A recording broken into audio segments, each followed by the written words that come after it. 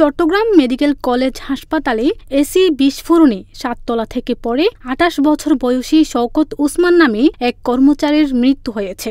ইন্না লিল্লাহি ওয়া ইন্না ইলাইহি রাজিউন। এই ঘটনায় আরও ২ জন দগ্ধ হয়েছেন। প্রত্যক্ষদর্শীদের বরাতে জানা যায়, সোমবার ১৩ অক্টোবর দুপুর ১২টার দিকে হাসপাতালের ৭ তলায় কাজ করার সময় হঠাৎ এসি বিস্ফোরণ ঘটে। এতে শওকত উসমান নিচে পড়ে গুরুতর আহত হন এবং ঘটনাস্থলেই তার মৃত্যু হয়। তার ২ সহযোগী আগুনে দগ্ধ হয়ে বর্তমানে চিকিৎসাধীন রয়েছেন।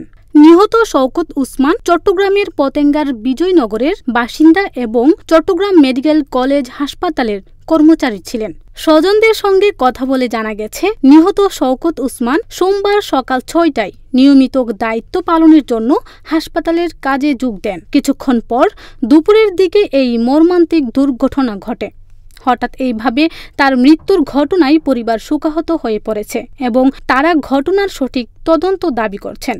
আজকে ডিউটিরত অবস্থার উপরে ছাদের উপরে এসি ঠিক করতে গেছে, এসি বিস্ফোরণ হয়েছে এবং ওইখানে ৩ জন ছিল। ওরা ৩ জন থেকে ২ জন উপরে ছিটকে পড়ছে, আর ও একবারে উপর থেকে কোথায় পড়ে নিচে।